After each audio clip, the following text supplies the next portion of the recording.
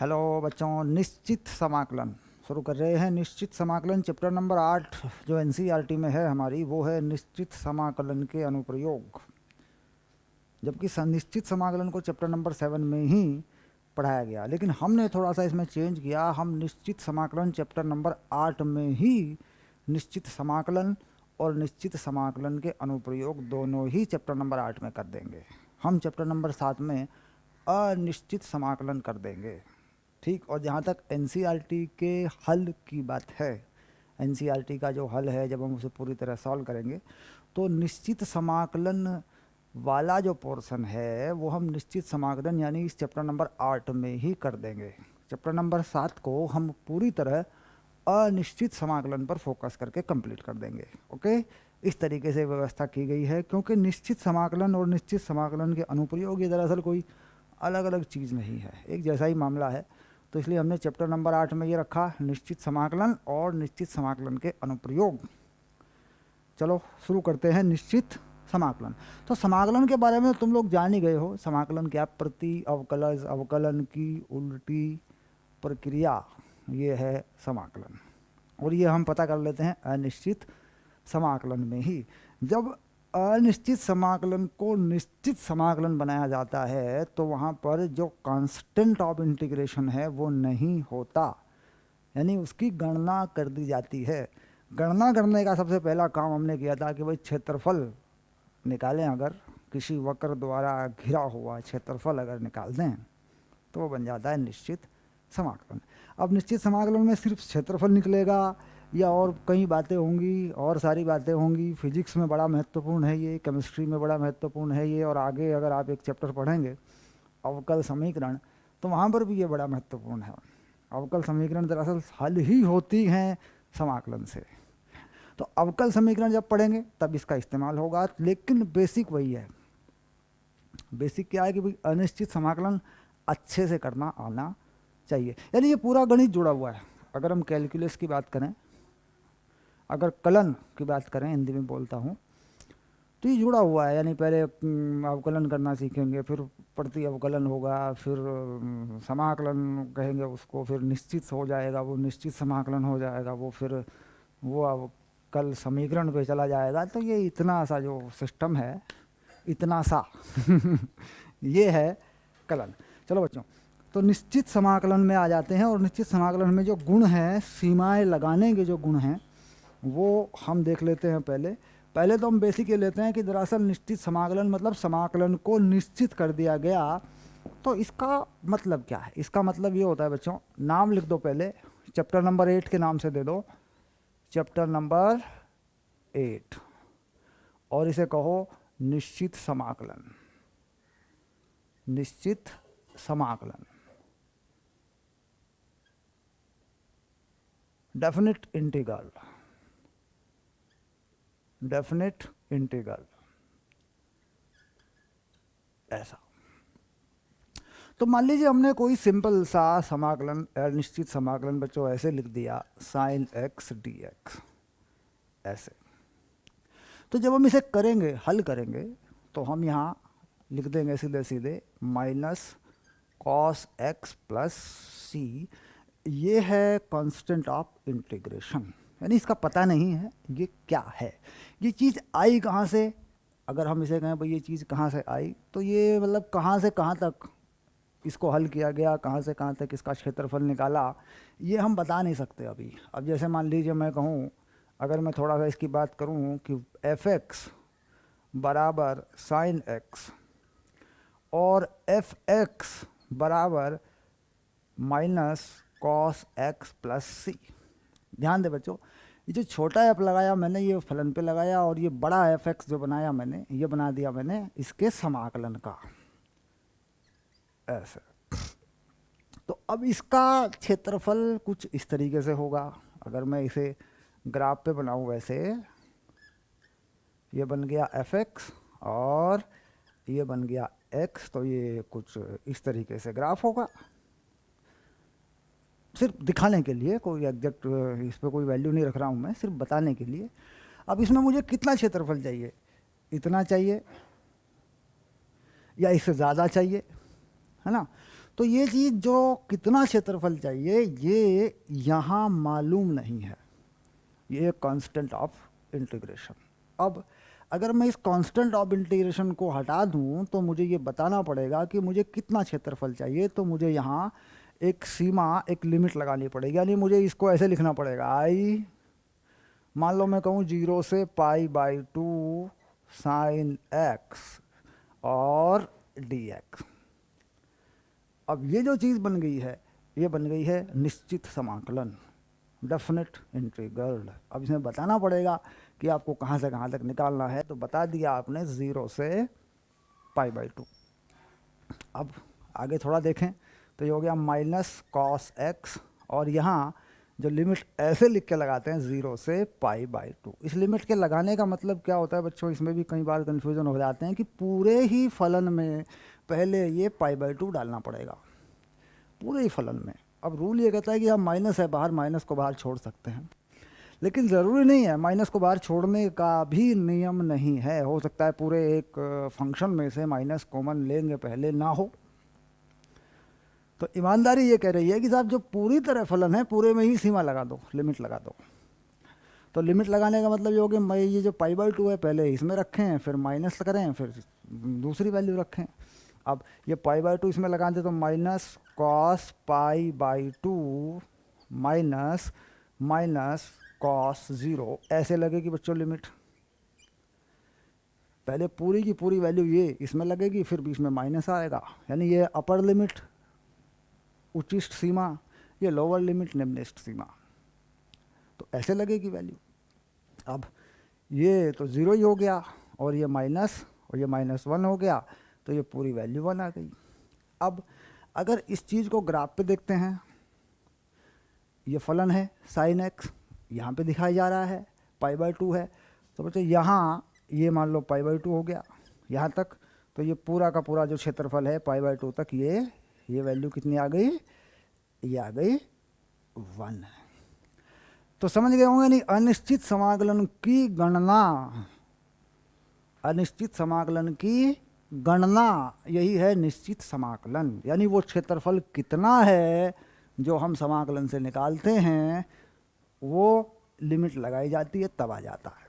तो ये हमने एक एग्जाम्पल लेके देख लिया कि दरअसल लिमिट कैसे लगती है। जब हम सवालों में लिमिट लगाएंगे तो धीरे धीरे इसको और अच्छे से हम समझ लेंगे। अब बात करते हैं इसके गुणों की। मान लीजिए कोई फलन है f(x), तो कैसे कैसे गुण हैं इसमें। कुछ सवाल ऐसे आएंगे जो सीधे रास्ते होंगे, जैसे मैंने इसका क्षेत्रफल निकाल दिया, सीधे रास्ते निकल गया। कुछ सवाल ऐसे होंगे जिनके अनिश्चित समाकलन हल नहीं होंगे। तो वास्तव में अगर हम सीधे रास्ते चलते हैं और एक निश्चित समाकलन को हल करते हैं, पहले उसका अनिश्चित समाकलन हल करते हैं, फिर उस पर सीमा लगा देते हैं, सीधा रास्ता हो गया ये तो। कुछ सवाल ऐसे भी होंगे जो सीधे समाकलन कर दो और सीमा लगा दो, यानी उसका अनिश्चित समाकलन होगा ही नहीं। वो निश्चित समाकलन के रास्ते से ही उसमें कुछ बदलाव किए जाएंगे, और कुछ बदलाव करने के बाद, उसमें कुछ परिवर्तन करने के बाद कुछ ऐसी व्यवस्था करी जाएगी कि वो आंसर दे देगा, लेकिन उसका अनिश्चित समाकलन नहीं होगा, जटिल है या नहीं होगा, परिभाषित नहीं है। अब वो काम कहाँ होगा, जहाँ गुणों की बात होगी, यानी इसमें कुछ ऐसे गुण होंगे जिससे वो भी हल हो जाएगा। तो उस तरह का सवाल आने का खतरा बोर्ड एग्जाम में होता है। एक सवाल आता है जिसमें अनिश्चित समाकलन होता नहीं है, निश्चित समाकलन के गुण के आधार पर ही उसका उत्तर दिया जाता है। एक सवाल ऐसा बनता है, और ये छोटा सवाल नहीं होता है, ये 3 नंबर 4 नंबर 5 नंबर अच्छा खासा सवाल होता है ये। उसी का खतरा होता है, और फोकस भी उसी पे होता है इस चैप्टर के अंदर। क्योंकि अगर सिंपल सवाल आता है, मान लीजिए यही सवाल आ गया मान लीजिए बोर्ड में, तो सीधे रास्ते हो रहा है, इस पर 2 नंबर मिल जाने हैं अपने को। लेकिन वो सवाल जिसमें अनिश्चित समाकलन परिभाषित नहीं होगा, बल्कि निश्चित समाकलन के गुण लगाए जाएंगे, वो हमें सीखना है। मेन टारगेट वो है हमारा इस चैप्टर के अंदर, उसी पे फोकस रहता है हमारा।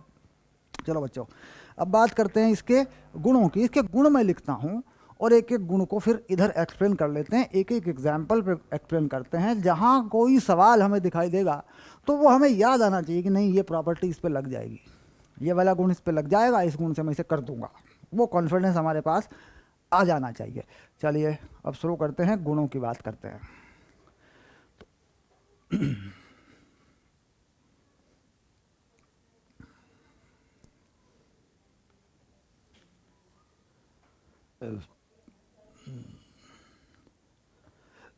तो मैं पहले कुछ प्राइमरी गुण लिखता हूँ, यानी पहले जो प्राथमिक गुण हैं मोटे मोटे तौर पर जो पढ़े जाते हैं, मैं पहले वो लिखता हूँ बच्चों, ठीक है। उसके बाद उन पर मैं एक एक एग्जाम्पल देके उनको एक्सप्लेन करता हूँ, यानी उन्हें मेमोरी में लेके आते हैं जिससे कि वो हमें याद रहे। चलिए शुरू करते हैं। तो पहला जो गुण है वो है, पहले नंबर पे लिख रहा हूँ बच्चों इसको मैं, ये है B A F X D X बराबर माइनस, सीमा बदल दी गई, ए बी एफ एक्स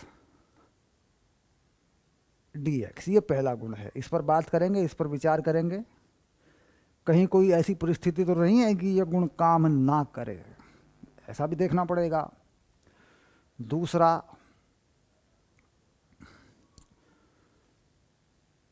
दूसरा गुण है A C F X D X बराबर ए से B F X D X plus B से C F X D X. इसकी शर्त है ए से बड़ा बी से बड़ा सी, ये इसकी शर्त है। यानी हम कोई ऐसा उदाहरण लेंगे, हम इसको वेरीफाई करेंगे, ये बहुत काम आएगा। ये काम आता है दरअसल मापांक फलन के अंदर। ध्यान रखना बच्चों, ये गुण काम आता है दूसरे नंबर की जो प्रॉपर्टी है मापांक फलन के अंदर। ओके, तीसरा नंबर आता है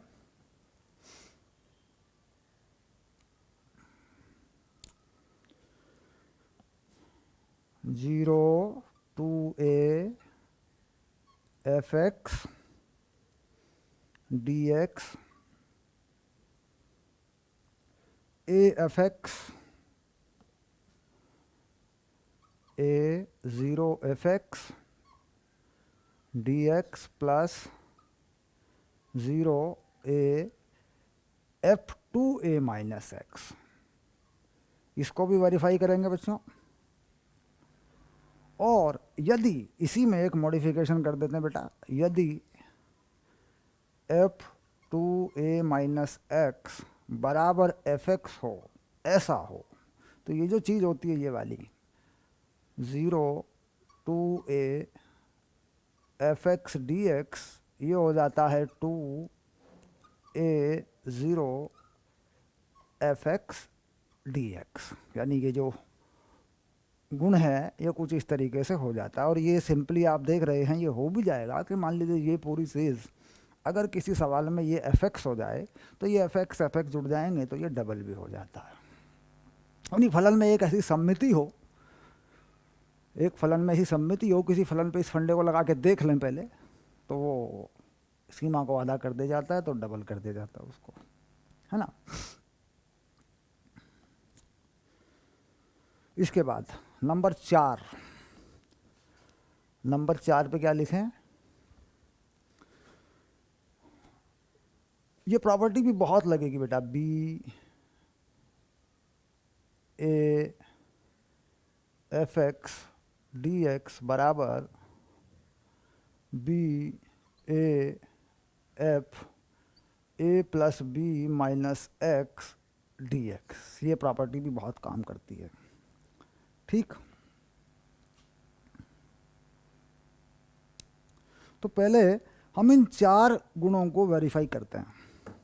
कुल मिला के 7-8 प्रॉपर्टी हैं और याद करने की कोई ज़रूरत नहीं है, याद करने की कोई ज़रूरत नहीं है, शाबाश, रट्टा मारने की कोई ज़रूरत नहीं है। जैसे ही कोई सवाल आएगा, अभ्यास करके प्रैक्टिस करके उस लेवल पर हमें अपने आप को ले जाना पड़ेगा कि जैसे सवाल दिखा और हमने उसे हल कर दिया। रट्टा मारने की कोई ज़रूरत नहीं है, ठीक। और बात यह है कि मेरे साथ साथ अगर लिखते गए, थोड़ा सा लिख लिया आपने अपनी कॉपी में, तो याद भी हो जाएगा, कोई सी बात नहीं है। चलिए अब लेते हैं पहली प्रॉपर्टी की बात करते हैं। तो यहाँ पर एक लाइन खींच लेते हैं, यहाँ पर हमें प्रॉपर्टीज़ को एक्सप्लेन करना है कुछ एग्जाम्पल लेकर के। देखो पहली प्रॉपर्टी क्या कह रही है, अगर लिमिट को उल्टा कर दें, सभी फलनों के लिए लिमिट को उल्टा कर लें, तो माइनस बाहर आ जाता है समाकलन में। अब इसका सिंपल सा एग्जाम्पल हम क्या करें, यहाँ पर हम दो कॉलम बना लेते हैं। पहले मैं लिख लेता हूँ एफ एक्स बराबर एक्स स्क्वायर, देखते हैं ये प्रॉपर्टी काम करती है कि नहीं। और यहाँ पर मैं लिखता हूँ एफ एक्स बराबर साइन एक्स। ये मैंने एग्जाम्पल ले लिए दो, जिस पर मुझे प्रॉपर्टी नंबर 1 को डिस्कस करना है। पहली प्रॉपर्टी को मैंने डिस्कस करना है इस पर। अब यहाँ कोई लिमिट लगा दूँ, मान लो मैं यहाँ पे कोई लिमिट लगा दूँ एक्स स्क्वायर डी एक्स 1 से 2, 1 से 2, ठीक। तो ये बराबर हो जाना चाहिए एक्स स्क्वायर 1 से 2 माइनस डी एक्स के। अगर प्रॉपर्टी काम कर रही तो ये बराबर हो जाना चाहिए। देख लें एक बार। अब ये हो गया एक्स क्यूब बाई 3 1 से 2, ऐसा हो जाएगा। इधर माइनस एक्स क्यूब बाई 3 1 से 2, तो बिल्कुल सही बात है। आप देख रहे हैं, जस्ट वेरीफाई करने की बात है, ऐसा हो रहा है। माइनस बाहर आएगा तो इस तरीके से ये चीज़ बन जाएगी। अब 2 का क्यूब हटेगा, माइनस 1 होगा तो माइनस बीच में होता ही है समाकलन के, तो ये वेरीफाई हो जाएगा। ये चीज़ें दोनों बराबर आ जाएंगी। इधर भी देख लें अगर थोड़ी देर के लिए, sine x D x pi by 2 0 minus sine x D x 0 pi by 2, तो ये भी चीज़ सेम आ जाएगी। कॉस एक्स 0 से pi by 2 minus cos x 0 से पाई बाई 2। आंसर निकाल के देखेंगे तो ये कितना होगा, पाई बाई 2 लगेगा पहले 0 माइनस 1, माइनस 1 हुआ, और ये 0 लगेगा माइनस 1 हुआ, इसका 0 हो जाएगा, तो वेरीफाई हो जाएगी प्रॉपर्टी। तो कुल मिला के किसी भी फलन में ऐसा कर सकते हैं, ठीक। अब यहाँ एक बात आती है कि क्या हर फलन पर हमेशा ये बात वैलिड है।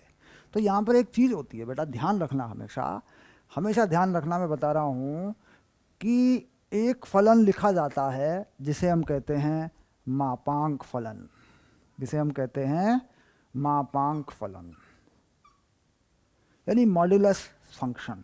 तो मॉड्यूलस फंक्शन पर यह चीज़ सीधे लागू नहीं होती। कोई भी प्रॉपर्टी मॉड्यूलस फंक्शन पर सीधे लागू नहीं होती। पहले मॉड्यूलस फंक्शन को परिभाषित करना पड़ता है, यानी पहले मॉड्यूलस फंक्शन के कुछ इंटरवल बनाने पड़ते हैं, तब लागू होता है। यानी उसका मोड हटाना पड़ता है। मॉड्यूलस फंक्शन का जो मोड होता है ना, जो प्लस माइनस में फंसा के रखता है उसको, वो पहले हटाना पड़ता है, तब जाके ये नियम लागू होते हैं। तो जाहिर सी बात है कि साहब मॉड्यूलस फंक्शन बिल्कुल अलग कैटेगरी में चला गया। पहले उसका फंक्शन बनेगा, उसके बाद उस पर समाकलन के ये केसेस जो भी हैं लगेंगे। तो अभी मॉड्यूलस फंक्शन को हम इससे बाहर रखेंगे बस, क्योंकि उसे परिभाषित करेंगे पहले, उसके बाद इसको बना के देंगे फिर, है ना। चलिए, तो ये कंफर्म हुआ। अब जरा इसकी बात करते हैं। ये देखो ये वाली चीज़ है ना, इसको भी एक बार चेक कर लेते हैं।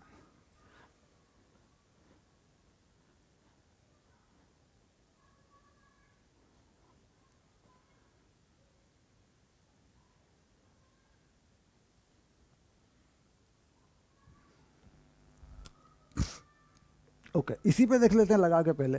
तो ये हो गया एक्स स्क्वायर डी एक्स। अब मान लो यहाँ कोई सीमा है 1 से 3, तो अपन क्या कर सकते हैं, 1 से 2 कर सकते हैं x square D X, plus 2 से 3 कर सकते हैं। देखो बच्चों क्या किया, समझ में आ गया मामला। यानी स्टेप बाय स्टेप 1 से 3 जाना था मुझे 1 से 3 के बीच का क्षेत्रफल चाहिए था एक्स स्क्वायर में। तो मैं 1 से 2 गया, 2 से 3 गया। यानी इस चीज़ को समझना है कि 1 से 2 तक का क्षेत्रफल जोड़ा जाएगा 2 से 3 तक के क्षेत्रफल पर। यानी इसका जो ग्राफिकल प्रारूप है, अगर इसका ग्राफ बना के देखें थोड़ा सा, y बराबर एक्स स्क्वायर। तो एक्स स्क्वायर का फलन बच्चों इस टाइप से होता है यूँ। अब मान लो ये है 1, ये है 2, ये है 3।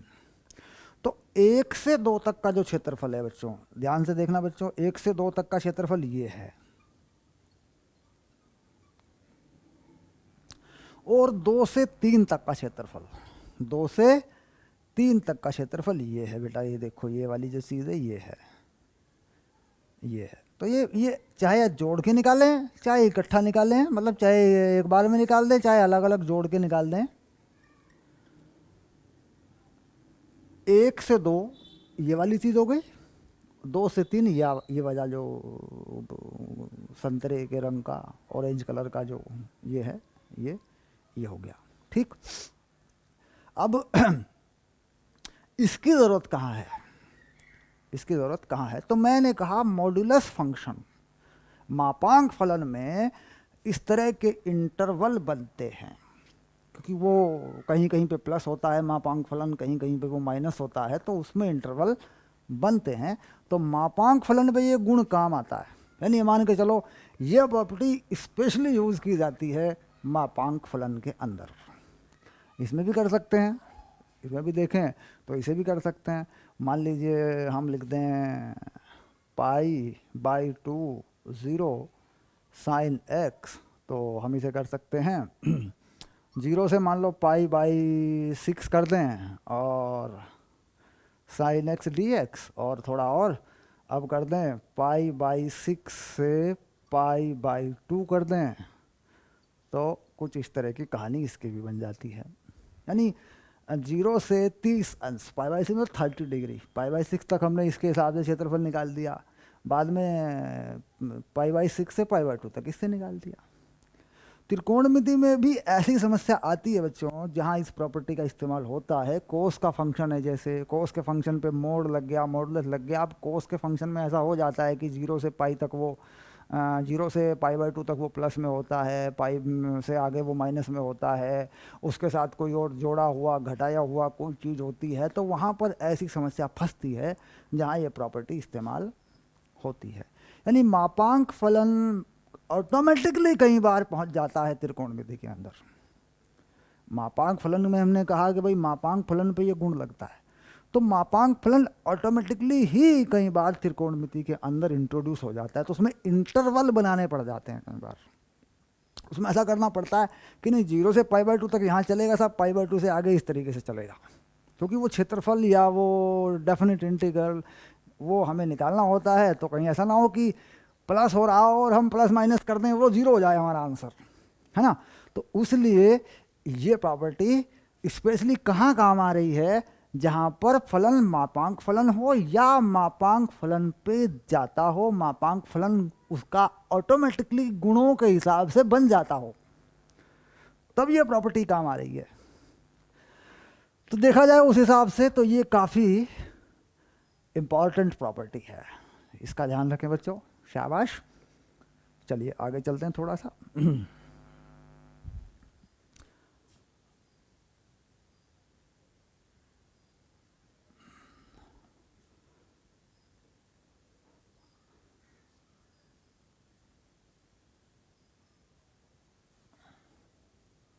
ओके, अब आगे देखते हैं। अब जरा इसको देखें एक बार, 2a0 fx a0 ये जो सिचुएशन है, ये वाली ये सिचुएशन है, देखो, है ना। जरा इसको देखें एक बार, इसी पे देख लेते हैं, यहाँ पे लगा देते हैं पहले। तो हम क्या कर रहे हैं, हम कर रहे हैं i बराबर x² dx ऐसे, और मैं कह रहा हूँ भाई 4 से 2 निकालो ऐसे, ठीक, 4 से 0 ऐसा 0। तो यहाँ ध्यान दें कि ये 0 है, वैल्यू नहीं है यहाँ कोई, 0 से कहीं तक ये गया है, 0 से स्टार्ट हो रहा है, जबकि ऐसे नहीं था ऊपर ऊपर। ध्यान दें बच्चों, ए से, यानी यहाँ पे स्वतंत्रता है, ए भी कुछ भी रखिए, यहाँ पर ये जो लोअर लिमिट है ये प्रतिबंधित है, ये बाउंडेड है, ये निश्चित है भाई, 0 होनी चाहिए, 0 के बाद कहीं भी ले जाइए आप, है ना। तो कुल मिला के 0 से 4 मैंने इसे लिखा। तो इसके अनुसार, इस प्रॉपर्टी के अनुसार मैं इसे कैसे लिख सकता हूँ, 0 से 2 यानी इसको आधा कर दूँ 4 को, देखो fx dx यानी x² dx प्लस 0 से 2 और 4 माइनस एक्स है ना, क्योंकि ये 2a माइनस एक्स है तो 2a की जगह पे 4 है, 4 माइनस एक्स का स्क्वायर, यानी एक्स की जगह पे 2a माइनस एक्स लिख दिया तो ऐसी स्थिति बन जाएगी। तो ये कुछ इस तरीके से हो जाएगा। अब यहाँ पर अगर मैं इसे हल करूँ, इस समाकलन को हल करूँ, डायरेक्ट इसे हल कर दूँ मैं, तो ये समाकलन सीधे हो जाएगा एक्स की पावर 3/3 और ये हल हो जाएगा। यहाँ पर भी वही चीज़ होनी चाहिए। तो ये चीज़ कैसे काम कर रही है इसको समझना है कि ये दरअसल इसके बराबर कैसे हो गया, मतलब टोटल इसके बराबर कैसे हो जाएगा। तो इसको ज़रा देखें, थोड़ा इसको रोक लें, इधर वाले को रोक लें, इसको देख लें ज़रा एक बार। अब इसमें देखो कैसे, बस देखना है और कुछ नहीं, एक बार वेरीफाई करना है। अब मान लीजिए मैं एक्स स्क्वायर ग्राफ बना दूं तो वाई बराबर एक्स स्क्वायर, बेटा ये हो गया। और ये 4 मैंने पॉइंट यहाँ ले लिया, मान के चलो ये पॉइंट मैंने यहाँ ले लिया 4, और इसका आधा कर दूं तो यहाँ मैंने 2 ले लिया।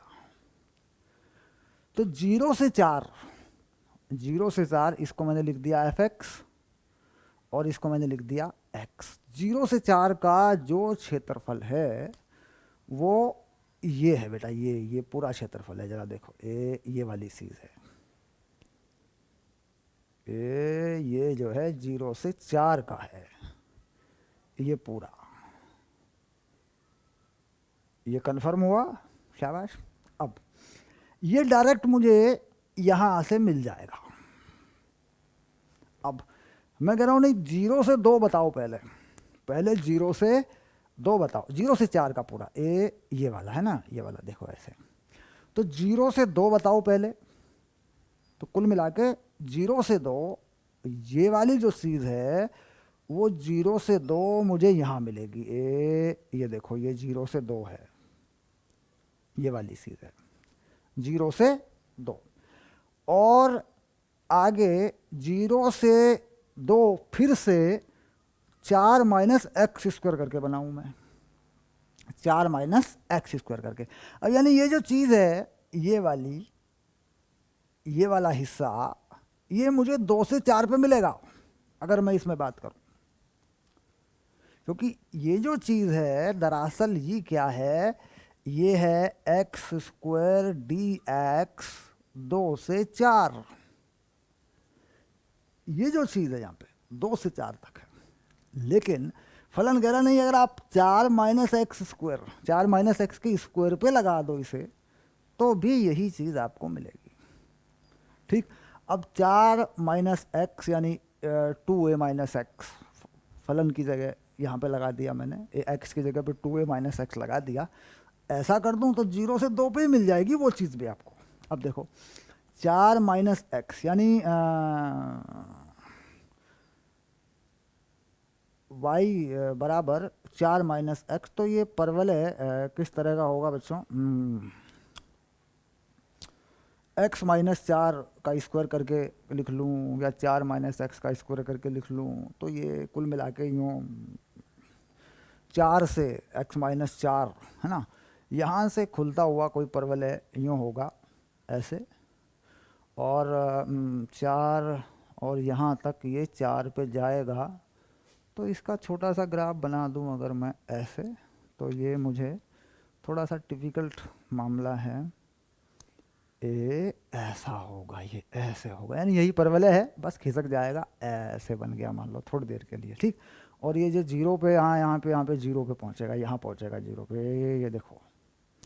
तो ये जो परवलय, ये जो परवलय बना बेटा, ये जो मैंने बनाया ये है 4 माइनस एक्स के स्क्वायर वाला।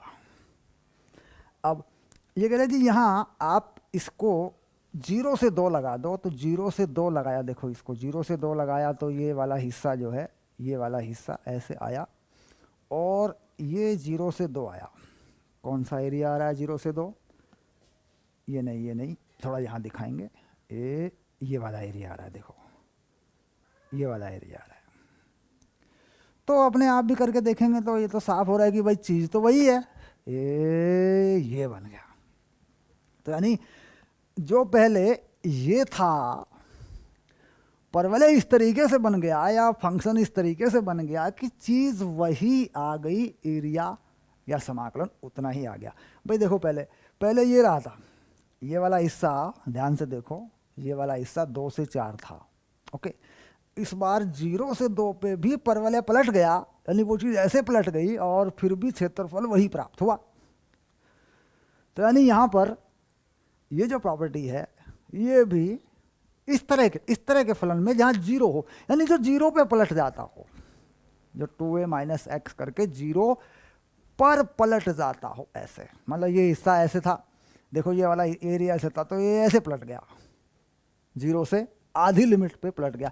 यानी यहाँ अगर मैं 2 पे देखूं तो 2 पे ये ग्राफ इधर पलट दूं तो एरिया वही प्राप्त होगा जो 2 से 4 तक है, वही 0 से 2 तक प्राप्त हो जाएगा मुझे। ग्राफ की शेप पलट गई, ग्राफ का रूप पलट गया, तो कुल मिलाकर फलन का रूप पलट गया, सीधी सी बात ये है। तो ये प्रॉपर्टी भी जहाँ इस तरह की सिचुएशन होगी फलन में वहाँ काम आएगी, इससे भी कई समाकलन हल होंगे। अब इन्होंने कहा जी ये एफ 2a माइनस एक्स अगर एफ एक्स है, 2a माइनस एक्स अगर एफ एक्स के बराबर है, किसी फलन में ऐसा हो जाए तो फिर कोई बात ही नहीं, इसको ये भी एफ एक्स हो गया तो ये डबल हो जाएगा, यानी डबल कर देंगे। लेकिन ये होना चाहिए कि ये 2a minus x F x के बराबर हो। अब ये सिचुएशन कहाँ है, 2a minus x F x के बराबर कहाँ हो सकता है, ज़रा उस एग्जाम्पल को देख लें। ये एग्जाम्पल यहाँ लिखा हुआ है, इसको देख लो बच्चों।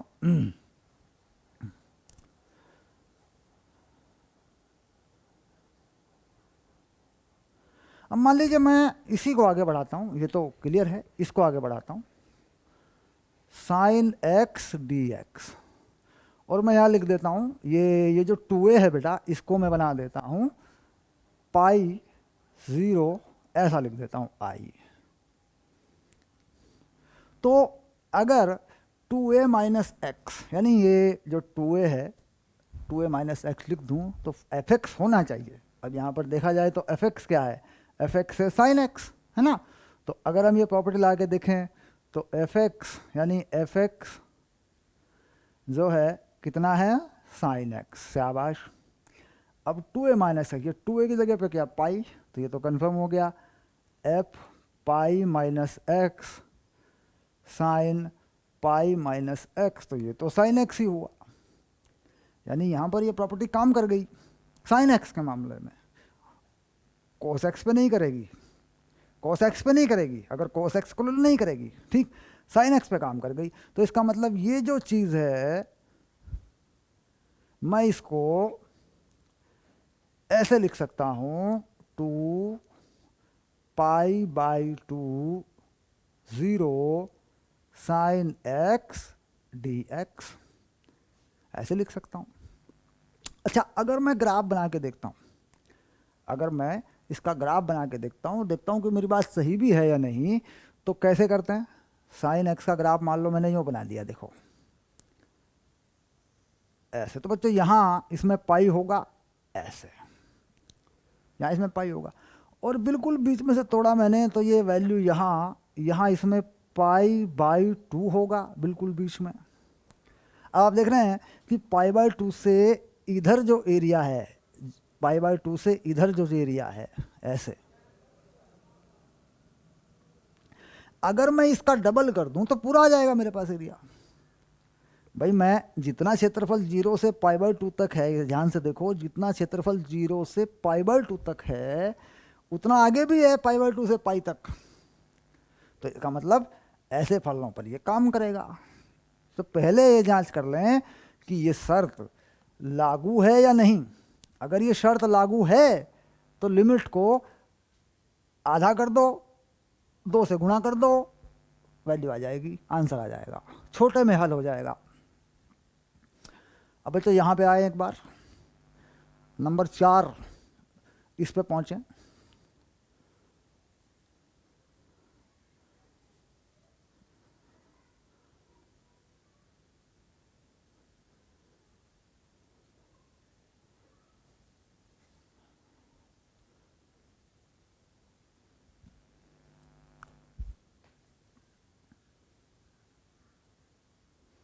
शाबाश। तो ए प्लस बी माइनस एक्स, ये भी बहुत बढ़िया प्रॉपर्टी है, बहुत सवालों में काम आएगी। अब देखो इस पे लगा के देख लें, मान लीजिए मैंने लिखा आई बराबर मैंने लिखा 1/3 x² dx। तो अगर मैं इस प्रॉपर्टी के हिसाब से काम करूं तो ये बन जाएगा 1/3 और यहाँ पे हो जाएगा 4 - x² dx। क्योंकि दोनों को जोड़ूंगा मैं, 3 और 1 को, और x की जगह पे लिखूंगा a + b - x fx में। तो ऐसी स्थिति बन जाएगी। मुझे वेरीफाई करना है कि भाई ये चीज़ जो ये है क्या यही ये है, ये मुझे वेरीफाई करना है। चलिए वेरीफाई कर लेते हैं। अब मान लीजिए हमने एक ऐसे x y बना दिया, ये x और ये y सिंपल, यानी y = fx, है ना। यहाँ पे अगर मैं इसको देखूं तो ये तो बेटा एक परवलय है और ये है 1 से 3, तो ये मान लीजिए 1 और ये मान लीजिए 3 ऐसे। तो ये तो देखो ये क्षेत्रफल है, ये वाला क्षेत्रफल है, ये वाला 1 से 3 ये वाला क्षेत्रफल है ऐसे, सिंपल। अब जरा इसकी बात करें, इसके हिसाब से देखें।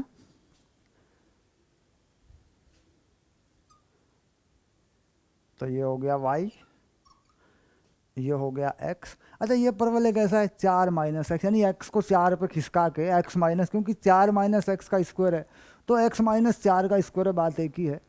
तो 4 पे खिसका दूँ मान लो परवलय को मैं। अब मैं यहाँ परवलय को मैंने 4 पे खिसका दिया, ये 4 और ये 3 और ये 1, कुछ ऐसी सिचुएशन बना ली मैंने, ये 2, ऐसे मैंने सारे नंबर लिख लिए। तो परवलय को मैं अब 4 नंबर पे खिसका के बनाता हूँ ऐसे, और अगर मैं x को 4 रख दूँ तो 0 हो जाएगा। यानी यहाँ 1 2 3 4 ये पॉइंट आ गया और ये परवलय बेटा ऐसा बना। ठीक, अब जरा देखो एक बार, कह रहा इसमें भी 4 - x को 1 से 3 ले जाएं, 4 - x को 1 से 3 ले जाएं, यानी ये एरिया प्लॉट करें, ये एरिया प्लॉट करें, तो क्या ये वही एरिया है जो पहले था? क्या ये वही एरिया है जो पहले था? बिल्कुल। 1 से 3, 1 से 3 बस 1 से 3, यानी ये ले बेटा, ये हटा दिया, देख मैंने, ये है 1 से 3, ये ऐसे ग्राफ गया, यानी ये एरिया, बस ये वाला एरिया। तो बिल्कुल ऐसा ही एरिया है, सेम आया बिल्कुल। तो ऐसा करें, फलन को a + b - x वाली प्रॉपर्टी से बदल दें तो भी मान वही रहता है, तो भी नहीं बदलता, क्योंकि फलन दरअसल पलटी मार जाता है। तुम देखो इस तरीके से था पहले ग्राफ, अब ये ग्राफ इस तरीके से यूं बनेगा, ऐसे इधर को जाते हुए, इधर को जाते हुए, जबकि रियल में ये परवलय इस तरीके से था यूं। तो हुआ क्या, ये पूरा का पूरा पॉइंट 4 पे चला गया। तो जो इधर वाला एरिया था परवलय का या ग्राफ का, जो इधर वाली चीज़ थी जो इधर आ रहा था, वो उधर चला गया। अब मान लो यहाँ एक कंडीशन हो जाती है कि साहब एक कंटिन्यूअस फंक्शन नहीं है, हमेशा के लिए कोई फंक्शन कंटिन्यूअस फंक्शन नहीं है। तो उस केस में अगर मैं उसमें ये प्रॉपर्टी लगा दूं, मान लो कोई, भाई देखो यहाँ पर ये परवलय इधर -x में भी है, +x में भी है, और ये भी कन्फर्म हुआ कि साहब ये जो चीज़ है ये वाली, यही वहाँ पे खिसक के गई है। देखो ये वाली चीज़ ये खिसक गया है, ये इसका परवलय का शीर्ष जो है, वर्टेक्स बोल देते हैं जिसको, ये पहले 0 0 पे था, अब ये 4 पे चला गया। अब मान लो इधर परवलय हो ही ना, मान के चलो कि इधर परवलय हो ही ना, इधर परिभाषित ना हो, उसमें हमने कुछ फंक्शन के रूप में कोई चीज़ फंसा रखी हो, तो तब हमें इस गुण को देखकर लगाना पड़ता है, सोच समझ के लगाना पड़ता है। फिर इसको सीधे नहीं, अगर कोई मान लीजिए कोई कॉन्टिन्यूअस फंक्शन है, x के वास्तविक मानों पर कोई फलन सतत है, तो फिर कोई ज़रूरत नहीं है, फिर तो आँख मीच के लगाओ इसको। लेकिन अगर कहीं ऐसा हो गया कि साहब इससे पीछे तो ये था ही नहीं, अब मान लो इससे पीछे ये परवलय हो ही ना, ऐसी स्थिति हो, अब मैं इसको उधर खिसका दूंगा, इधर तो कुछ होगा ही नहीं फिर। भाई ये पॉइंट अब यहाँ खिसक गया, इधर पहले कुछ था नहीं, इधर मान लीजिए कुछ नहीं था, कोई मान इधर नहीं था, तो यहाँ खिसका कर मैं क्या निकालूंगा, कोई क्षेत्रफल मैं निकालने वाला नहीं हूँ फिर, क्योंकि मुझे कुछ मिलेगा ही नहीं, फलन ही परिभाषित नहीं हुआ यहाँ पे। तो अगर कहीं ऐसा होता है किसी विशेष परिस्थिति में, किसी कंपटीशन के सवाल में या किसी में भी, तो ये थोड़ा सा सोच के लगाना पड़ता है कि साहब क्या इसे यहाँ सरका देने पर, ऐसा कर देने पर, क्या फलन अभी भी उस तरह के से या वैसे जैसे पहले परिभाषित हो रहा था उस तरीके से परिभाषित है या नहीं, बस इतनी सी बात है। तो ये कंफर्म हो गया बच्चों, शाबाश। चलो आगे देखते हैं।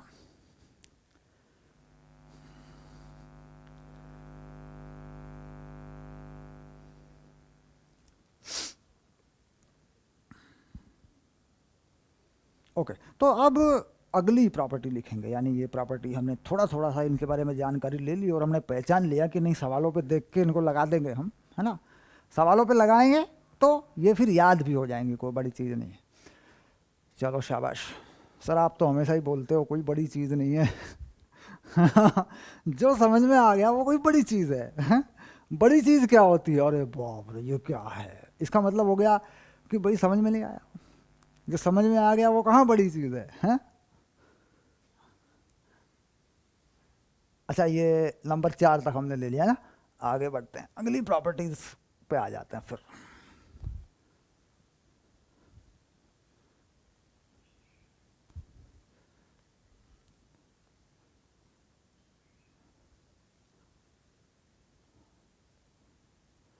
ओके डन, शाबाश।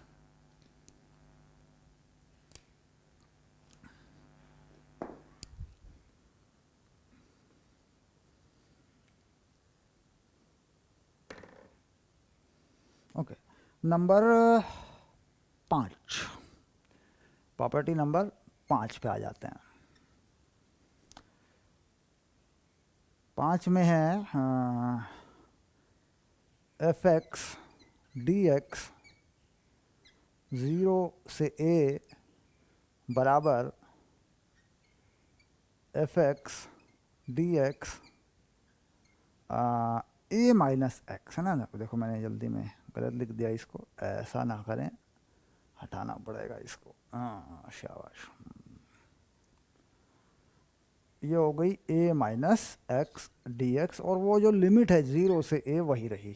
ये भी बहुत बढ़िया प्रॉपर्टी है, और ये पहले वाली से ही बनी है, ए प्लस बी प्लस एक्स वाली से ही बनी है, इसमें कोई नई चीज़ नहीं है, क्योंकि इन दोनों को ऐड कर दिया 0 प्लस ए, तो देखो ए ही बनेगा, वही सेम प्रॉपर्टी है ऐसे। अब इसके बाद नंबर 6, नंबर 6 पे ये हम डन कर चुके हैं। नंबर 7 कोई 6 पे लिख देता हूँ, ये भी बहुत बढ़िया प्रॉपर्टी है। ये है माइनस ए से ए एफ एक्स डी एक्स, तो ये कह रहे हैं कि साहब ये 2a0 F X D x होगी यदि एफ एक्स सम फलन है, और यही चीज़ बेटा 0 हो जाएगी यदि एफ एक्स विषम, देखो मैंने विषम लिख दिया, विषम लिखना है ना, विषम फलन है। ये है, तो बस सिंपल यहीं तक की बात है, कुल मिला के इतनी ही प्रॉपर्टी हैं। अब ये तो मॉडिफाइड रूप है भाई, ये तो हमने कंफर्म कर दिया कि इन दोनों को जोड़ो ए प्लस बी है माइनस एक्स वाला मॉडिफाइड रूप है। इसको कंफर्म करना है कि दरअसल ऐसा क्यों है, माइनस ए से ए, 0 से ए कर लें, डबल कर लें, यदि सम फलन है, और यदि 0 है मतलब विषम फलन है तो ये 0 है। अब देखो अगर मैं कहूँ सम फलन है, एफ एक्स सम फलन है, तो कुछ ऐसा होगा बच्चों, सम फलन होगा तो कुछ ऐसा होगा इस तरीके से। माइनस ए यानी मान के चलो ये है माइनस ए, और थोड़ा आगे बढ़ा दें और तो ये है प्लस ए। तो यहाँ पर दोनों तरफ माइनस ए से कोई एरिया बनाएं 0 तक ऐसे, तो ये जो क्षेत्रफल है ये इसके बराबर होगा, यानी कोई दूसरा बना दें 0 से ए तक,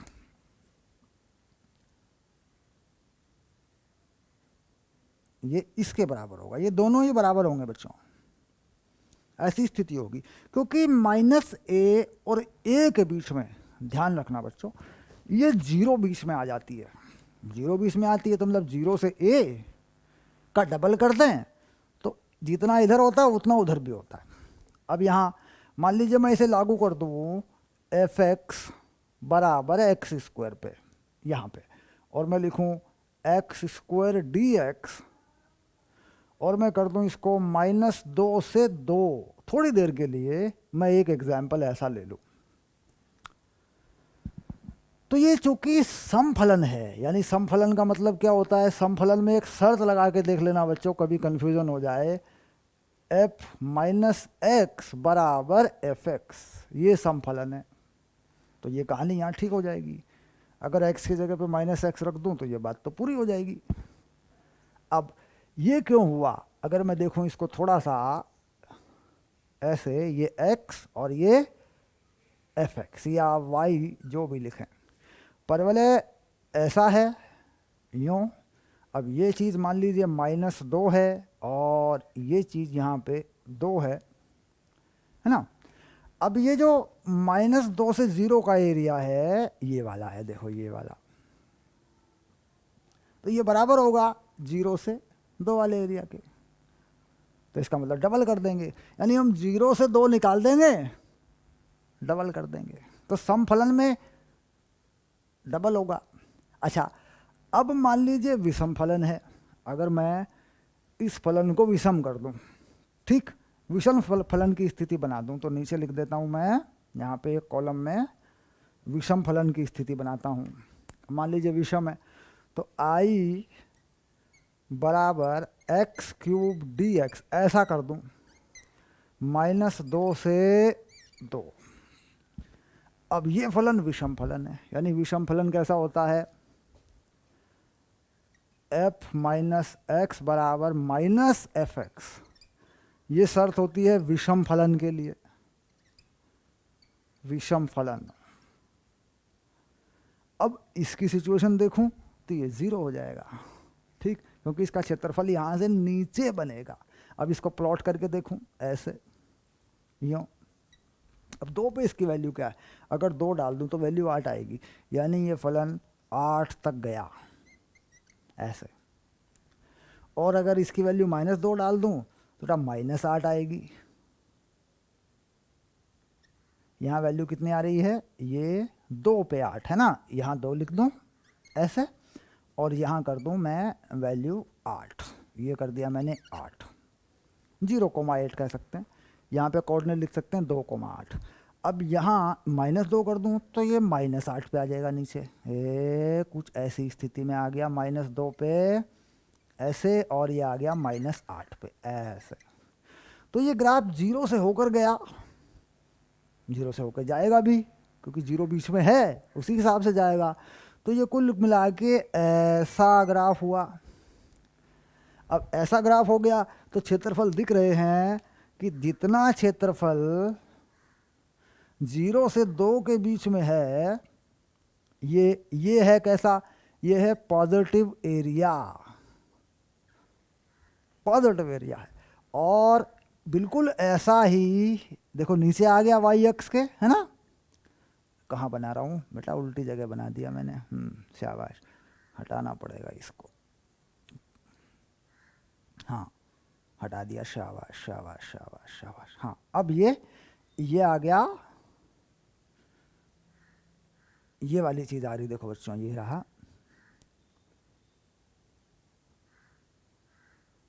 ये बना दिया मैंने, देखो ये आ गया कैसा, नेगेटिव एरिया। अब जितना ये पॉजिटिव एरिया है ये पूरा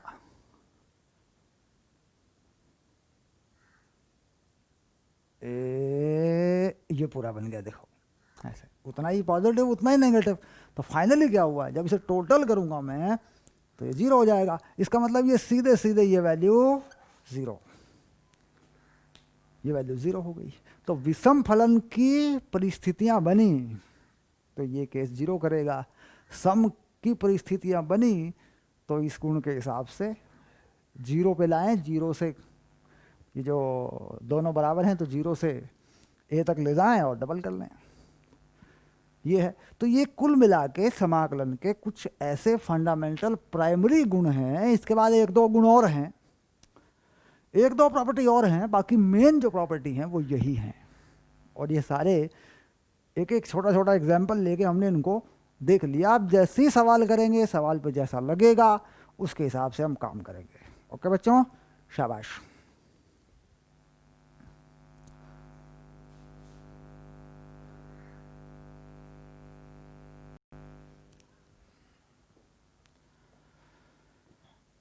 हेलो बच्चों, आ गए अपनी अगली क्लास में और यहीं से आगे बढ़ेंगे। बेटा पिछली क्लास में हमने ये चीज़ें छोड़ी थी, हमने कुछ समाकलन की प्रॉपर्टीज़ पर डिस्कस किया था, बिल्कुल वहीं से आगे बढ़ेंगे। और इन प्रॉपर्टीज़ के बाद अब हम कुछ क्वेश्चन, कुछ एग्जांपल्स करके देखेंगे। शाबाश।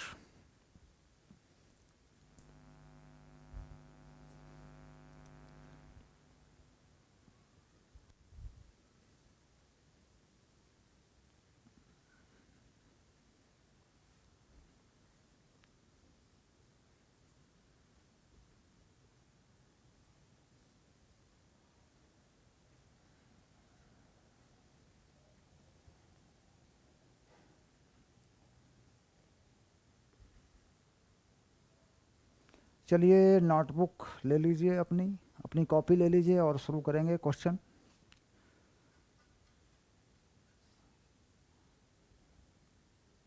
ओके शाबाश।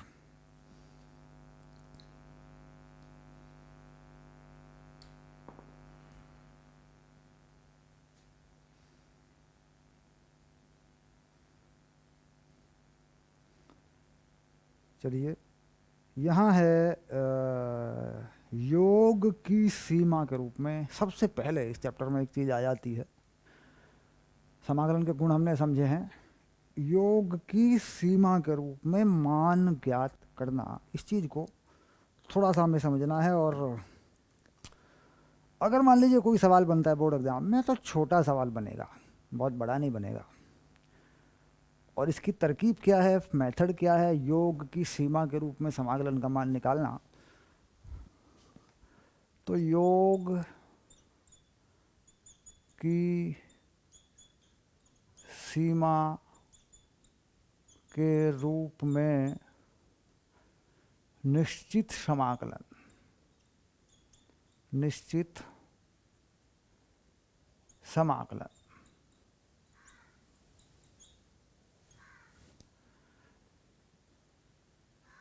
करें, पढ़ें, समझें तो ये बहुत सिंपल चीज़ है। लेकिन अगर हम इसे किसी बड़े सवाल पे लगाते हैं,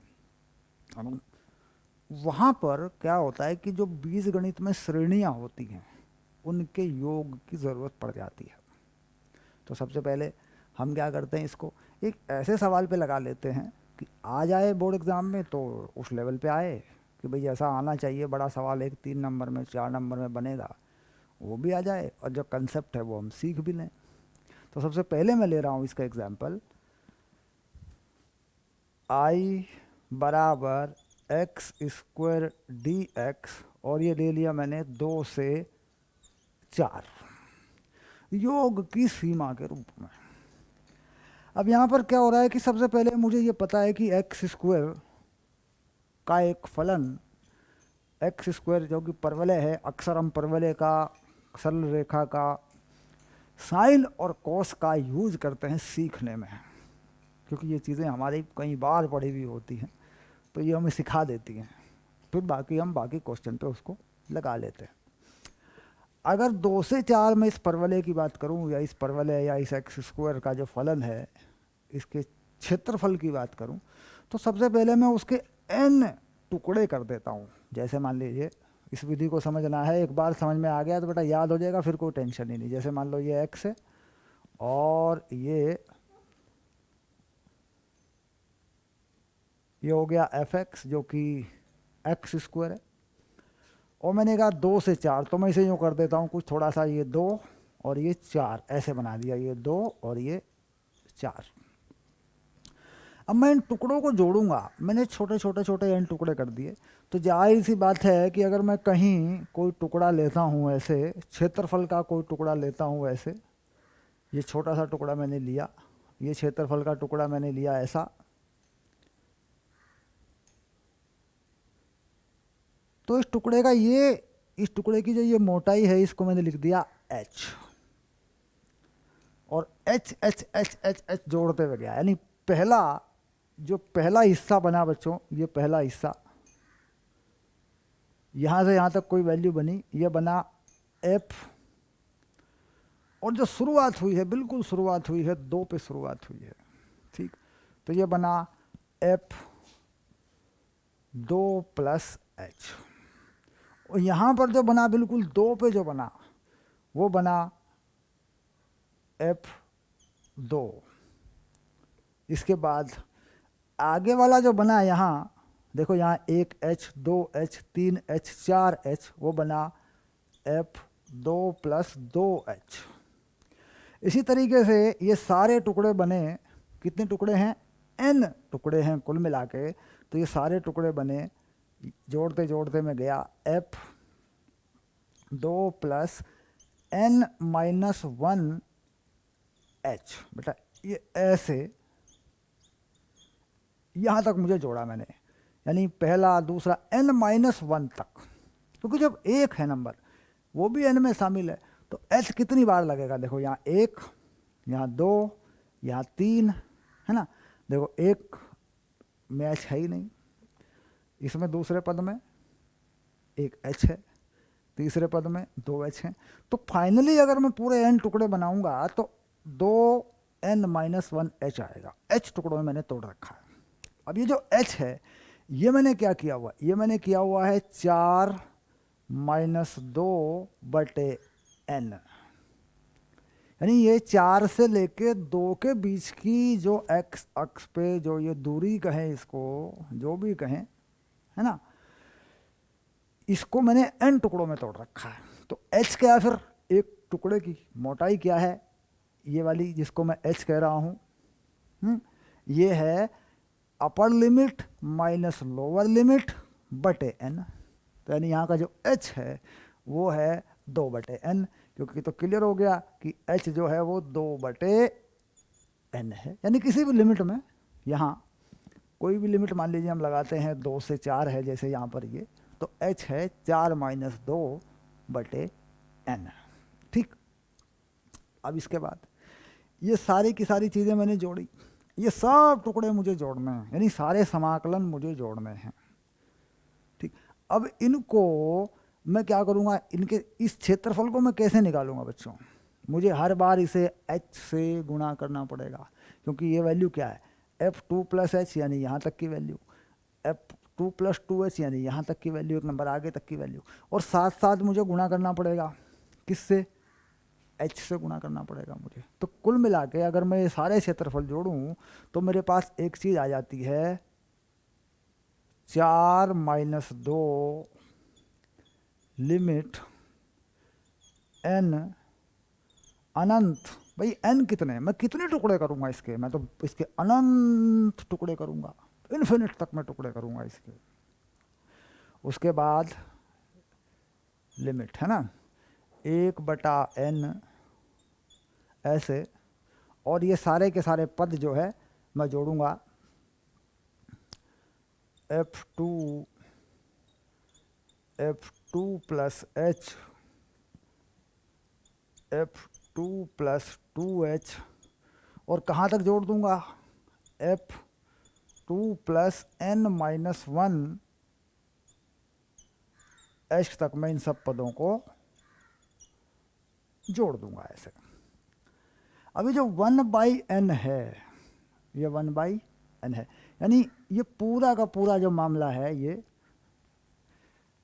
4 माइनस 2 इस चीज़ से गुणा हुआ है, यानी इस पूरी की पूरी जगह से ये आधार देखो कितना बन रहा है इसका, 4 माइनस 2 से गुणा कर दिया मैंने, और ये सब मैंने जोड़ दिए, ये सब मैंने जोड़ दिए, 4 माइनस से गुणा कर दिया। अब ये जो n है ये क्या है, n 2/h है, यानी n टुकड़े हैं, ठीक, तो n से भाग कर दिया और ये सिस्टम अनंत तक मैं ले गया। अब जब h की बात होगी, जब इसमें h रखूंगा मैं यहाँ पे जगह जगह जगह जगह ये मान लगा दिए मैंने, y y y y अलग अलग, है ना, इन सबको जोड़ा, n से भाग कर दिया, यानी एक टुकड़ा बन गया। अब एक टुकड़े में इससे गुणा कर दिया मैंने 4 माइनस 2 से, यानी 2 से पूरा उसको गुणा कर दिया। तो कुल मिला के ये कह रहे हैं कि ऐसा क्षेत्रफल जो इस पूरे आधार से गुणा हो गया वो इसका पूरा क्षेत्रफल होगा, इसका बीजगणितीय योग होगा। अब आगे 4 माइनस 2, तो ये तो 2 ही हो गया बच्चों, लिमिट n अनंत 1/n। अब यहाँ मुझे इस फलन में, क्योंकि ये फलन बन गए हैं सारे, मुझे यहाँ से देख के मान रखने पड़ेंगे f2। तो यहाँ से मैं रखूँगा f2 यानी 4 प्लस 2 प्लस h, तो बेटा ये है 2 प्लस h, तो 2 प्लस h का स्क्वायर, और यहाँ 2 प्लस 2h का square, plus plus plus plus, और यहाँ ऐसे 2 प्लस n माइनस 1h का स्क्वायर, और ये पूरा बंद कर दूंगा मैं।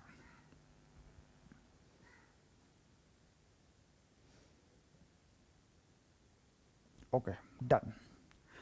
अब यहाँ पर कुछ श्रेणी बनती है, इसके अंदर कुछ श्रेणी बनती हैं जिनका हमें n पदों का योग लिखना पड़ता है। हालांकि n की लिमिट अनंत है, लेकिन यहाँ n पदों का योग लिखना पड़ता है। अब जरा देखें, ये श्रेणियाँ बनती हैं इस पावर के हिसाब से। अगर इस पावर में स्क्वायर है तो 3 पद आते हैं, a² b² प्लस 2ab वाला, और इसमें 3 है तो और बड़ी बन जाएगी। तो कुल मिलाकर अगर मैं इन पदों को खोल के देखूं तो किस तरह की श्रेणी मुझे नज़र आएगी। 2 लिमिट n, ये n है बेटा, इसको x जैसा लिख दिया, n अनंत 1/n ऐसे, तो 4। अब देखो यहाँ पहले पद का स्क्वायर होगा 4 प्लस h स्क्वायर और प्लस 4h। देखो बेटा 3 पद हैं, 1 2 3, ऐसे आगे वाले के देखें, 4 plus 4h square plus 8h, फिर 3 पद हैं। तो ये चलते चलते चलते मामला ऐसे पहुंच जाएगा, बस इतना काफ़ी है, क्योंकि अगर हमने ये 3 पद लिख लिए तो हम पहचान लेंगे श्रेणी कौन कौन सी हैं। अब देखो जो 4 है, 1 2 3, ये n पदों तक आएगा, क्योंकि ये 2 है, ये n पदों तक आएगा। तो इसका मतलब हो गया कि जो पहली श्रेणी यहाँ से निर्धारित होती है बच्चों, वो हो गई 4 प्लस 4 प्लस 4, और ये हो गई n पदों तक। तो इसे कह देते हैं S1, यानी सम ऑफ द सीरीज, सीरीज का योग पहला। उसके बाद ये जो h स्क्वायर है, h स्क्वायर 4h स्क्वायर, आगे वाले में आएगा बेटा 3, यहाँ पे 2h है 3h है, तो 9h स्क्वायर। तो ये जो श्रेणी है दूसरे वाली, यानी यहाँ से जो प्राप्त होगी बच्चों h स्क्वायर से, यहाँ से जो प्राप्त होगी ये है h square plus 4h square plus 9h square, ये चलेगी n-1 पदों तक। क्यों? क्योंकि एक पद कम हो जाएगा बच्चों इसमें, ये हो गया S2। कम क्यों हो जाएगा? क्योंकि पहले वाले में तो है ही नहीं, दूसरे से शुरू हुई है। तो n-1, देखो n-1h स्क्वायर h का नंबर है, पदों तक जाएगी ये, यानी पहली जो पहले नंबर की श्रेणी है वो n पदों तक जाएगी, बाकी सारी n-1 पदों तक जाएंगी, क्योंकि दूसरे पद से ही ये चीज़ें शुरू हुई हैं। ओके, अब इसके बाद तीसरा नंबर है बेटा ये, 4H 8H और इसके बाद 3 दूनी 6 दूनी 12H, क्योंकि यहाँ जब 3 बनेगा तो 3 दूनी 6 दूनी 12 पूर्ण वर्ग में है तो 12H। तो ये जो श्रेणी यहाँ से आएगी बच्चों 4H से, वो आएगी 4H 8H 12H। ये भी कहाँ तक जाएगी? ये भी n-1 पदों तक जाएगी। बस हो गया काम, ये 3 श्रेणियाँ बन गई। बाकी सरल सवाल पे लगाएंगे, x वगैरह पे लगाएंगे, मान लो यहाँ x है 2x है तो बड़ा सिंपल हो जाएगा। करते ही उसको करके चेक करके एक बार वेरीफाई कर लेना, कोई दिक्कत नहीं है। मैंने ऐसा ले लिया मतलब जो मुश्किल भी नहीं है आसान भी नहीं है, बिल्कुल बीच की चीज़ है जिसमें श्रेणी बनी है। अब जब हम S1 की बात करेंगे बच्चों, यहाँ S1 की बात करेंगे तो S1 हो जाएगा 4n। कितनी बार है ये 4? n बार है तो ये हो जाएगा 4n। अच्छा ये क्या है? h square 4h square 9h square, ये क्या है? इसमें से h स्क्वायर कॉमन ले लेंगे तो ये हो जाएगा 1 का वर्ग 2 का वर्ग 3 का वर्ग और ये कहाँ तक गया? n-1 तक गया, ये S2 हो जाएगा। अच्छा इसे देख लें, h कॉमन ले लेंगे, 4h कॉमन ले लेंगे इसमें से तो ये हो गया 4h। तो ये हो गया 1 2 3 1 2 3 और ये हो गया बेटा n-1 पदों तक। तो 3 श्रेणी ये ठीक। अब जरा इनकी वैल्यू लिख लेते हैं एक बार हम।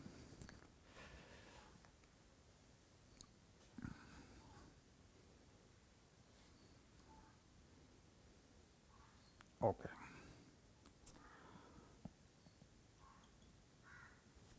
शाबाश। तो पहले S2 को फाइनल करते हैं। S2 में h स्क्वायर और यह फॉर्मूला है, अगर संख्याओं के वर्ग होते हैं उसका एक फॉर्मूला है n+1 2n+1/6, उसका एक फॉर्मूला है।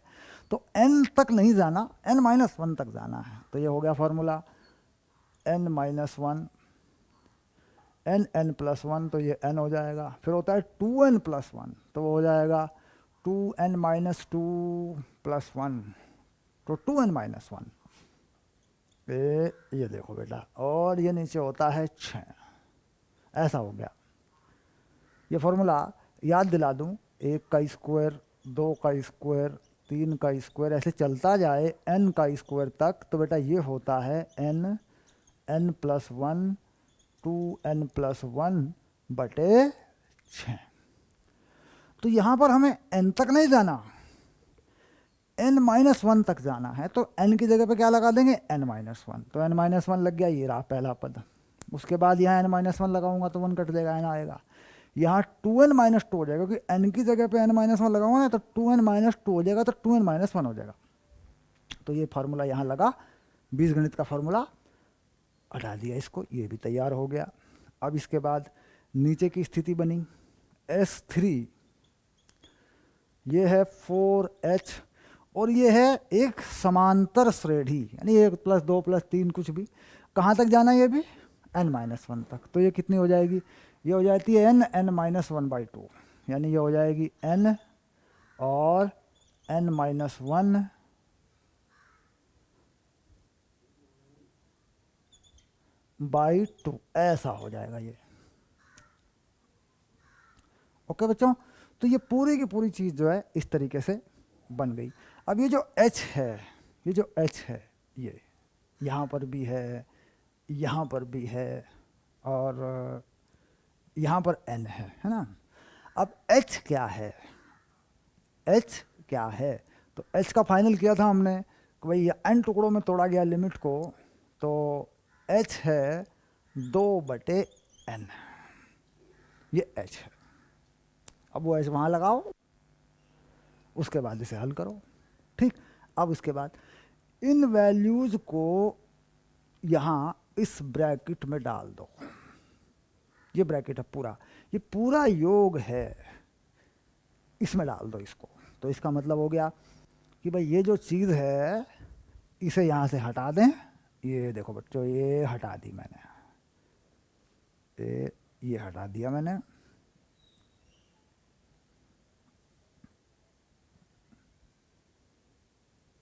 ऐसे।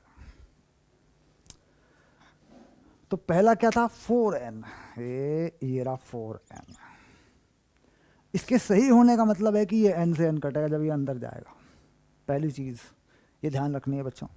दूसरा था इसमें देखो ये रहा एच स्क्वायर, इसका मतलब 4/n², तो 4/n², इसकी जगह पे। और यहाँ पर n n-1, n-1, 2n-1 और बटे में है 6, दूसरा पद भी हो गया। तीसरा पद ये रहा 4h, 4 2/n और ये है n-1/2, तीसरा पद भी हो गया। अब यहाँ से कोई n मान लीजिए कट रहा है सीधे तरीके से, तो काट दो, एक n ये कट गया, एक n इसमें से कट गया, ठीक। तो बच्चों क्या बचा, यहाँ पर एक n बचा, चलो लिख देते हैं, यहाँ पर एक n बचा है, ये लिख दिया n, और ये n कट गया था, ये हटा दिया, ये लो, ओके। यहाँ पर भी एक n है, ये n भी काट दिया मैंने, और ये 2 भी मैंने हटा दिया, इस 2 से कट गया, ये कुल मिला के इतनी चीज़ रह गई बेटा, ये इतनी चीज़ रह गई, ये 4 × n-1। अभी जो 4 × n-1 है, क्यों ना हम इसको इकट्ठा ही लिख लें, ऐसा, बस हो गया। अभी जो n है इसको अंदर डाल दो, इस n को अंदर डाल दो, तो ये n कुछ ऐसा यहाँ पहुँच जाएगा, इसे यहाँ से हटा दूँ, शाबाश, ये लो, यहाँ n² बन के पहुँचेगा, यहाँ n बन के पहुँचेगा। तो अब ये यहाँ से कटेगा, ये यहाँ से कटेगा सबसे पहले तो, उसके बाद ये n² है, यहाँ भी ब्रैकेट खोल दें अगर, या इसमें से n² कॉमन ले लें इस चीज़ में से, तो यहाँ से भी ये n कुछ पदों में कटेगा, कुछ में नहीं कटेगा। अच्छा, क्या स्थिति पैदा करेगा ये n, इस n को इन पदों के नीचे पहुँचा दो, पहले इस 6 को यहाँ से हटाओ, इस 6 को 4 के नीचे रखो, और यहाँ पर इस पद के नीचे ये n इस तरीके से बना के ऐसे लिख दो, 1 2 n थे बेटा, n² था, ये n, ये देखो वो जो n² था वो मैंने ऐसे फिट कर दिया, यहाँ n² था, दोनों के नीचे फिट कर दिया, इसको भी ऐसे ही फिट कर दिया मैंने। अगला स्टेप क्या होगा, अगला स्टेप लिख देते हैं, 2 limit n tend to infinity, तो ये हो गया 4 प्लस इसे लिख दिया मैंने 2/3, 2 से काट दिया। अब देखो ये n दोनों के नीचे जाएगा, यानी यहाँ कुछ ऐसी स्थिति बनाई मैंने, 1 - 1/n ऐसे, और यहाँ 2 - 1/n ऐसा हो गया। ये n दोनों पदों के नीचे जाएगा तो ऐसी स्थिति बना लेगा। अच्छा, आगे भी कुछ ऐसी स्टोरी होगी, 4 1 - 1/n ऐसा हो गया। अब n की लिमिट लगा देनी है इन्फिनिट, तो 1/अनंत ये शून्य, ये भी शून्य, ये भी शून्य, तो कुल मिलाकर यहाँ 1 है, यहाँ 2 है, यहाँ 4 है, यहाँ 4 है, ये अंक n हट गया, बच गए। अब इसके बाद फाइनल यहाँ ले लेते हैं बेटा, यहाँ ले लेते हैं, ठीक, i बराबर, तो ये हो गया 2 बाहर ऐसे, ये क्या है 4 + 4, 2 बाहर, 1 मिनट, गुणा में 2 है ना, हाँ ऐसे, प्लस 2/3, 2, ये हो गया 4/3, क्योंकि ये पद 0 हुआ, ये पद 0 हुआ, है ना। उसके बाद ये 4, ये पद 0 हो गया, प्लस 4 ये आ गया। अब ये हो गया 4 और 4 8, प्लस 4/3, अब ये हो गया 2, 8 × 24 और 4 28/3, तो ये हो गया बेटा 28 दूनी 56/3, ये हो गया आंसर। अगर कोई गणितीय गणना हमसे गलत नहीं हुई तो ये आंसर है। अब डायरेक्ट उस इंटीग्रेशन को करके देखते हैं। इस इंटीग्रेशन को मतलब डायरेक्ट करके देखते हैं कि ये वैल्यू आती है कि नहीं आती है। तो क्या करें उसके लिए, i बराबर 4 से 2 x स्क्वायर dx। तो ये हो गया मान लो x क्यूब बाई 3, ये हो गया 2, ये हो गया 4, तो ये हो गया 4 चौक 16 चौका 64, 64 माइनस 8/3, तो ये हो गया बेटा 56/3। ये है डायरेक्ट। तो ये सवाल बड़ा या छोटा नहीं कहूँगा मैं, क्योंकि अगर इस सवाल पर कितना समय खर्च होता है करने में तो 5-7 मिनट ये सवाल ले जाता है। इसलिए इसकी वैल्यू भी है 3 नंबर में या 4 नंबर में ये मिलता है हमें। करने में सरल है। हाँ, स्क्वायर से ज़्यादा वाली श्रेणी इसमें आनी नहीं है। ध्यान रखो, ये मैक्सिमम टाइम यूज करने वाला सवाल है 12वीं के पेपर के हिसाब से। 3 घंटे का तो पेपर है, तो इसलिए अधिकतम समय यूज करने वाला सवाल है ये। तो इसके चांस कम हैं। हाँ, अगर यहाँ सिर्फ x हो, 2x हो, 3x हो, वो फिर कम टाइम में हो जाता है। स्टेप उसके भी सेम है। ये फार्मूला इस तरीके से यहाँ लगाना है, बस तुम्हें, खेल ख़त्म। अब मैं थोड़ा सा इसको a लिख दूँ, इसको b लिख दूँ, है ना। तो देख बेटा, ये a हो गया, ये b हो गया। तो यहाँ पहला पद क्या बनेगा, यहाँ बनेगा b माइनस a, और ये क्या बनेगा b माइनस a। ये चीज़ बदल गई। यहाँ पे क्या लिख दूँ, fx, यहाँ पे लिख दिया fx। ठीक, अच्छा यहाँ क्या लिखा जाए, यहाँ लिखा जाए a, यहाँ a, यहाँ a, यहाँ a, फाइनल। तो कुल मिला के ऐसा a से b की सीमा पर अवकलन है, सॉरी समाकलन है। ये उसका h है और ये उसको निकालने का फॉर्मूला है।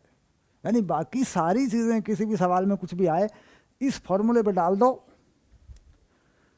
1 या 2 श्रेणी बनेंगी, वो इसके हिसाब से बनेंगी कि भाई यहाँ फलन क्या है, वो श्रेणियाँ यहाँ बना लो। उन्हें अलग अलग करके जैसे मैंने बनाई थी S1, S2, S3, उन्हें बना लो, उनके योग लिख दो, इसी में लगा दो, फिर n को सेपरेट कर लो। यहाँ पर 1/n था बेटा, उसको उसके अंदर फिट कर लो। जहाँ भी बटे में n आता है, अलग अलग पदों को ले जाकर देखें, जहाँ बटे में n आता है उठा के उनको 1/अनंत करके उसको 0 कर दो, आंसर आ जाएगा। ठीक, बस ये मेथड है। तो आसान सवाल है, कहीं बोर्ड परीक्षा में आ गया और आपने इसके 3 या 4 नंबर खो दिए तो बहुत नुकसान होगा, क्योंकि इसमें कोई टेक्निक या कोई टेक्नोलॉजी नहीं है, सीधा बीजगणित है। और श्रेणी का योग, कौन सी श्रेणी है, सामान्य श्रेणी है। जैसे सामान्य श्रेणी में लगाया वर्गों, पदों के वर्गों का योग, पदों का योग। गुणोत्तर श्रेणी है, सिंपल लग जाएगी।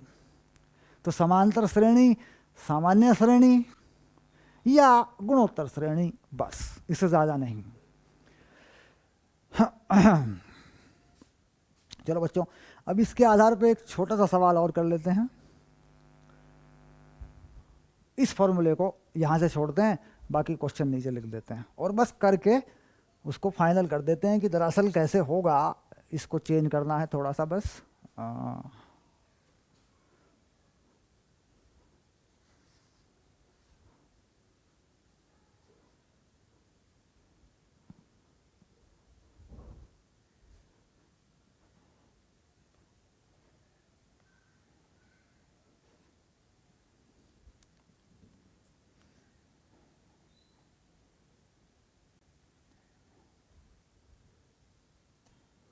तो क्या क्वेश्चन है, सिंपल सा क्वेश्चन है और इम्पॉर्टेंट भी है, क्योंकि e की पावर x चरघातांक की जो श्रेणी होती है वो कहीं ना कहीं इम्पॉर्टेंट चीज़ होती है, उस पर सवाल बन जाते हैं। तो एक उदाहरण के रूप में लिख दें ऐसे, और लिख दें e की पावर x dx 1 से 2, बस काफ़ी है, समझने के लिए काफ़ी है और बोर्ड में आने के लिए भी काफ़ी है, क्योंकि 4-5 मिनट आराम से सवाल लेगा। 2-3 श्रेणी बनेंगी, टोटल लिखना पड़ेगा, या एक श्रेणी बने, है ना। तो चूंकि पावर है बच्चों, तो जाहिर सी बात है कि गुणोत्तर श्रेणी बनेगी। अब यहाँ देखें ज़रा h की वैल्यू कितनी होगी, तो इसमें जो h होगा वो होगा 2 - 1/n, यानी 1/n, बस h होगा 1/n। जरूरत पड़ेगी लगाइए, नहीं तो आगे h के पदों में हल करिए, बाद में वैल्यू लगा दीजिए। अब यहाँ से आगे बढ़ते हैं, तो अब i को शुरू कर लेते हैं। b - a यानी 2 - 1 यानी 1 हो गया। Limit n tend to infinity 1/n, बस बच्चे शुरू करो। f a यानी 1 से शुरू होगा, तो यहाँ पे 1 लगा दूँ x की जगह पे, तो ये बन गया e की power 1 plus a plus h यानी 1 प्लस h, तो e की पावर 1 प्लस h, e की पावर 1 प्लस 2h, ऐसे ही e की पावर 1 प्लस n माइनस 1 और h, बस हो गया काम। यहाँ पर थोड़ी सी परेशानी आती है बीजगणित की, वो भी थोड़ी सी, वो भी कुछ सवालों में 1-2 सवाल जो आने होते हैं बोर्ड में, उनमें वो भी जब हम यहाँ करते हैं वो भी ख़त्म हो जाती है।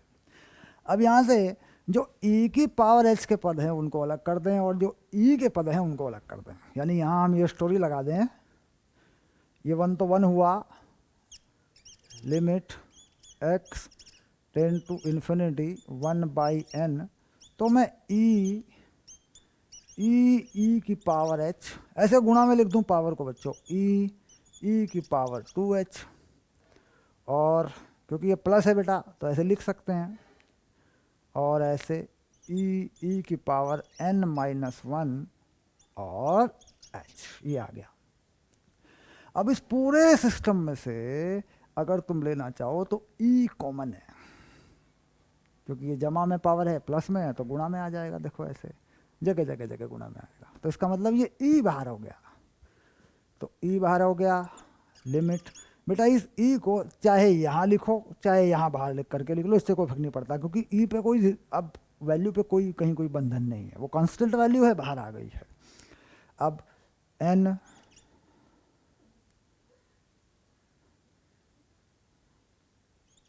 शाबाश, इन्फिनिटी e/n ऐसे, तो ये हो गया 1 प्लस e की पावर h प्लस e की पावर 2h, चलता गया चलता गया चलता गया, e की पावर n माइनस 1 h। तो इस श्रेणी में अगर देखें, यहाँ से 1 2 3 4 यानी n-1 पद हैं इस श्रेणी में। यहाँ से पहला ये है, दूसरा ये है, और ये n-1 है। और अगर इस श्रेणी में बेटा यहाँ से देखें तो इसमें n पद हैं। तो यहाँ कन्फ्यूज़न ये होता है कि अगर मैं n पदों तक का फॉर्मूला लगा दूँ इस पूरी श्रेणी में, तो मुझे योग प्राप्त होगा, गुणोत्तर श्रेणी मेरी लगेगी। और अगर मैं इस 1 को ऐसे ही रखूँ, यहाँ से n-1 पदों का फॉर्मूला लगाऊं, तो मुझे n-1 तक जाना होगा, और उसमें जो पहला पद है मेरा वो ये लगेगा, पहला पद ये लगेगा, और यहाँ पहला पद 1 लगेगा। तो जैसे चाहे लिखें, बेटर क्या है, बेटर यह है कि साहब n-1 जहाँ से शुरू होता है वहीं से लगा दो, क्योंकि यहाँ कोई कांस्टेंट नंबर आया करता है अक्सर, यहीं से n-1 तक लगा दो, गुणोत्तर श्रेणी। इस 1 को ऐसे ही लिखा रहने दो। तो अब यहाँ यानी यहाँ से मैं लगाऊंगा और यहाँ तक लगाऊंगा। तो मैं इसको कह रहा हूँ यहाँ से लेके यहाँ तक एस एन माइनस वन। इसका पहला पद क्या है, ई की पावर एच, और इसका सार्वनुपात, ठीक, क्या है, ई की पावर एच, क्योंकि ई की पावर एच यहाँ भाग करते जाएंगे तो वही हर बार उसी से ये गुणा हो रहा है, स्क्वायर होता जा रहा है। तो ये ई की पावर एच, और इसकी पावर कितनी लगेगी बच्चों, n, यानी यहाँ पे मुझे इसकी पावर n माइनस वन लगानी है। n माइनस वन पदों तक गई है, माइनस वन, और नीचे लगाना है मुझे इसके e की पावर h माइनस वन। यानी फॉर्मूला है a r की power n minus one r minus one. ये गुणोत्तर श्रेणी का फॉर्मूला है। अगर कहीं इसमें कोई कन्फ्यूजन हो तो बेटा तंग कर देगा। यहाँ पे 3 नंबर हमारे हाथ से भाग सकते हैं, इसको जांच से एक बार देख लीजिएगा। तो ये इतना हो गया। अब ये वन है, इसके साथ फिट कर दो, इसके साथ फिट करके वन को बना दो। अब ये जो चीज़ आई है, ये वाली चीज़, ये पूरी चीज़ इस वन में जोड़ दो, तो ये पूरा का पूरा एक पद बनेगा। अच्छा, अब मैं क्या कर रहा हूँ, अब मैं इसे हटा देता हूँ। ये लो बच्चों, ये रहा, शाबाश, ये ले बेटा, ये पूरी चीज़ मैं वन में जोड़ के लिख देता हूँ। ई की पावर एच, ई की power H N minus one, और ई की पावर एच माइनस वन, और इसे भी हटा देता हूँ। ये हो गया, देखो ऐसा मामला। अब इसको अंदर करता हूँ, इसको इधर करता हूँ, लघुत्तम वघुत्तम लेके इसको ठीक कर देता हूँ। ठीक, शाबाश। तो क्या बनेगा, यहीं पे लिख दो बच्चों, आगे यहीं पे लिख देता हूँ ऐसे। Limit n tend to infinity E की पावर n ऐसे, ई की पावर h माइनस वन, इस ब्रैकेट को अंदर डालता हूँ तो ये हो गया प्लस ई की पावर एन एच, क्योंकि ई की power N H minus H है, इसके साथ गुणा करूँगा तो एक पावर ऐड हो जाएगी, तो ये वन हट जाएगा बेटा, ई की पावर एन एच हो जाएगा, ऐसा हो गया। और माइनस ई की पावर एच, और इसके बटे में है ई की पावर एच माइनस वन। तो अब देख, ये कट गया, तो ये बचा ई की power N H minus one. ठीक, अगर पहले पद से यानी वन से लेके करता और डायरेक्ट एन पदों तक लगा देता तो भी आ जाता, पर वो टेक्निक मैंने बताई नहीं है। मैंने पहले पद को छोड़ा है, एन माइनस वन पदों तक लगाया है, इसका ध्यान रखना। क्योंकि जो मेथड बेटा टीचर बना के देते हैं ना, डन, लगा दो उसी से, झंझट में नहीं पड़ना। तो ये आ गया लिमिट एन ऐसा ई की पावर ई बटे एन, और ये हो गया ई की power N H minus one, और नीचे हो गया ई की पावर एच माइनस वन। ये चीज़ आ गई। अब यहाँ पर, यहाँ अगर देखें, ये वाली चीज़ अगर देखें, यहाँ पे h था 1/n, तो 1/n और ns जो था वो 1 था। यानी यहाँ से अगर मैं इस चीज़ को मिला के देखूँ तो NH बराबर 1 है।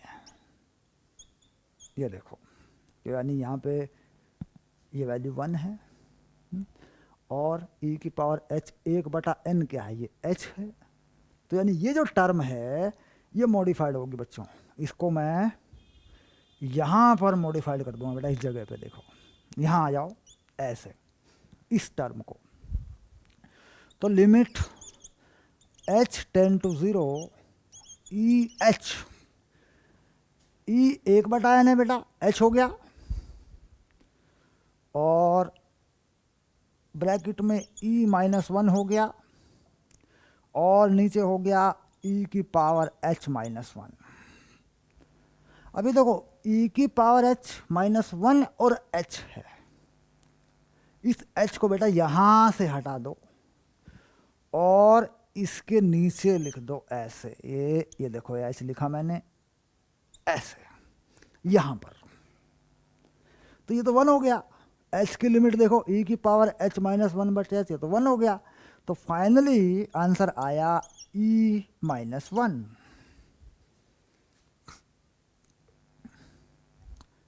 ये आंसर आ गया, ठीक।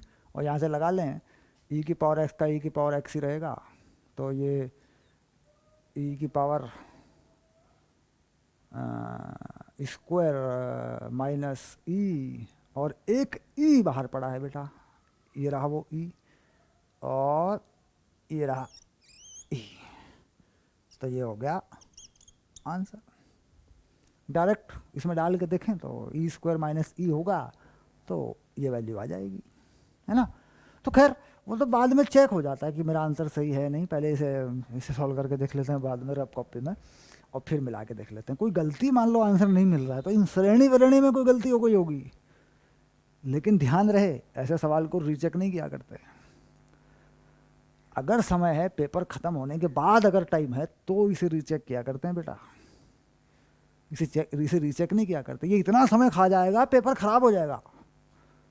अगर ये आ जाए, इसको पहले राउंड में ही सावधानी से करें, इसके 5-7 मिनट का टाइम इसको ईमानदारी से दें, ध्यान से कर दें इसको रीचेक मत करें। अगर गलती हो गई इसमें तो समय लगेगा रीचेक करने में। हाँ, मिलान जरूर कर दें, क्योंकि यहाँ से डायरेक्ट आंसर निकाल लें, देख लें आया कि नहीं आया, सेम आया, फिर खत्म। सेम नहीं आया तो यहाँ चेक नहीं करना इसको, अभी टाइम नहीं है। पेपर पहले पूरा हल करें, पेपर में थोड़ी स्पीड बढ़ाकर हल करें, और ये माइंड में रखें कि यार इसको दोबारा भी करना है या इसको रीचेक भी करना है, तो फिर बाद में इसको रीचेक कर दें या इसको दोबारा हल कर दें। आप वहाँ से काट दें इसको जहाँ पहले किया हुआ था, दोबारा कर दें, जो होगा देखा जाएगा। वहीं ऑन द स्पॉट अगर इसका आंसर ये नहीं मिलता, वहीं पे इसको रीचेक ना करें पॉइंट टू पॉइंट, क्योंकि ये और खा जाएगा 4-5 मिनट, ये बड़ी होती है चीज़। तो इसमें जो भी क्वेश्चन है या जो भी आपके नोट्स में ऐसे 1-2 सवाल हैं, या एनसीईआरटी में ऐसे 1-2 सवाल हैं, उदाहरण खास तौर से एनसीईआरटी के, उन्हें बस पक्का करके जाओ, रट्टा मार दो उनका। मेथड कन्फर्म हो गया, याद ही हो गया अब तो, ये उनको डन कर दो बिल्कुल। और उनमें अगर छोटा मोटा चेंज हो जाए, कहीं संख्या बदल जाए, कुछ बदल जाए, ठीक, तो उसको सावधानी से करके इस क्वेश्चन को 5 या 6 मिनट में तैयार कर लो। ये बिल्कुल वैसा ही मामला है जैसे आव्यूह विधि द्वारा समीकरण को हल करो। तो आव्यूह विधि द्वारा समीकरण को हल करने पे जो ट्रांसपोज करते हैं अपन आव्यूह का, है ना, तो वहाँ पर कुछ गणितीय गणनाओं में गलती हो जाती है, नंबर उसके भी खरे हैं, खरे नंबर मिलते हैं हमें, और 4-5 नंबर में सवाल आता है वो और ये एक ही जैसा मामला है। तो रीचेक नहीं होते हैं सवाल, ये बाद में रीचेक होते हैं। तो इनकी प्रैक्टिस करके इनको इतना मजबूत कर दो कि ये गलती ना हो, ये बड़े सवाल हैं।